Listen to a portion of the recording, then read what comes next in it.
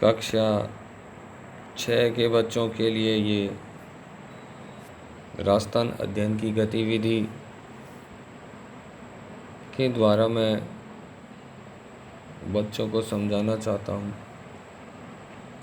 देखो, बच्चों को आप पढ़ाने से सबसे पहले आप अगर इन्हें लिखने को कह दो कि लिखो, मौलिक कर्तव्य होते हैं वो लाना लिखना, तो बच्चों के दिमाग में एक बोधरेशन जाता है।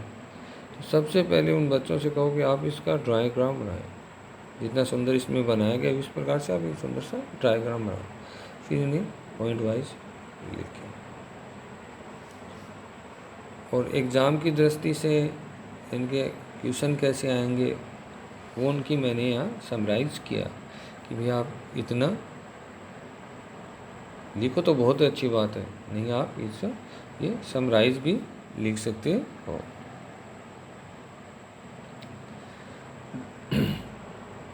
तो भारत के संविधान का कौन सा भाग हो गया, तो भाग 4 क, इनका वर्णन है मूल कर्तव्य, कौन से अनुच्छेद में है, 51 क में। अब इनमें जो मूल कर्तव्य आपको याद करने पड़ेंगे, मैं आपको शॉर्ट ट्रिक्स में बता दूँ। देखो, पहला जो कर्तव्य है वो कहता है हमें संविधान का पालन करना चाहिए, उसकी जो संस्थाएं हैं, उसके जो आदर्श हैं उनका हमें आदर करना चाहिए, हमें राष्ट्रगान जैसे सम्मान करना चाहिए, राष्ट्रीय गीत का सम्मान करना चाहिए, राष्ट्रीय ध्वज का सम्मान करना चाहिए। दूसरा जो कर्तव्य है वो स्वतंत्रता के लिए जो हमने बलिदान दिया है ना, उनकी यादों को, उनके लिए प्रति सम्मान व्यक्त करने के लिए हम उन्हें हृदय में संजोए रखें, ऐसा वर्णन इसमें किया गया।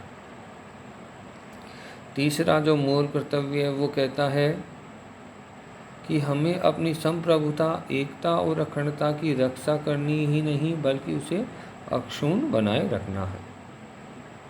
चौथा है जो वर्तमान परिस्थिति से प्रत्येक भारतीय से आह्वान करता है कि देश की रक्षा और सेवा जब भी आह्वान किया जाए तो हमें उसके लिए तैयार रहना चाहिए।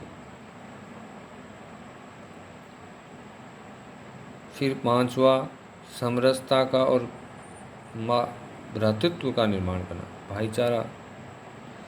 और देखो, महिलाओं के विरुद्ध जितने भी सम्मान है, उनके अगर कोई विरुद्ध काम होता है तो हम उसका विरोध करेंगे। ये बात कहाँ लिखी गई है? मौलिक कर्तव्यों में लिखी गई। जबकि अब इन मूल कर्तव्यों से इन्हें अलग भी स्थान मिलना चाहिए। मौलिक कर्तव्यों में भी, मूल अधिकारों में भी सम्मान मिलना चाहिए। छठा है वो कहता है कि जो हमारी सांस्कृतिक विरासत है उसके महत्व को हमें समझना है और उसका परिरक्षण करना है। जैसे घोर का मेला है तो हमें जाना चाहिए, अगर हम नहीं जाएंगे तो फिर वो परंपरा कैसे खत्म हो जाएगी। फिर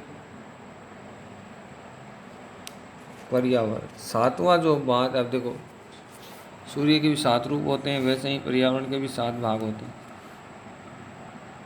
प्राकृतिक पर्यावरण के संवर्धन और उसके प्रति अब दया भाव हमें रखना बहुत ही नेचुरल आवश्यक हो गया। ऐसे जो भाव दिए जाते हैं वो मूल कर्तव्यों में लिखे हैं। कौन से में? तो आप लिखोगे 7 में। कर्म आपसे इतना पूछा नहीं जाता एग्जामों में, लेकिन आपको याद रखने के लिए इनमें से नहीं है ये पूछा जाता है। एग्जामों में क्या पूछा जाता है? इनमें से नहीं।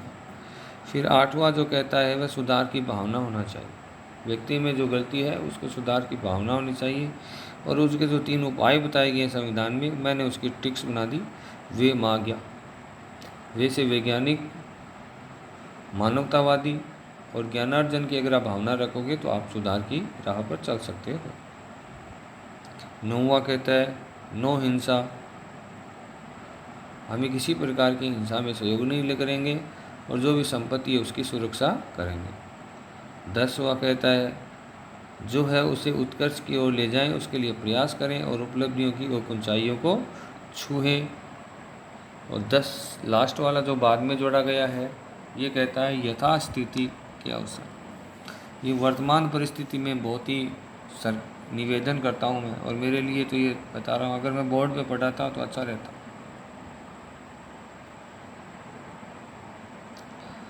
मूल यथास्थिति शिक्षा के अवसर उपलब्ध करवाना, ये 11वां है।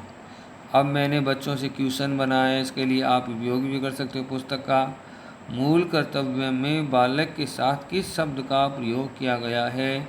बालिका, छात्र या प्रतिपाल्य? माता पिता, संरक्षक, यथास्थिति शिक्षा के अवसर उपलब्ध करवाने के लिए बालक या को शिक्षा के अवसर प्रदान करें। इस को के पहले क्या आएगा?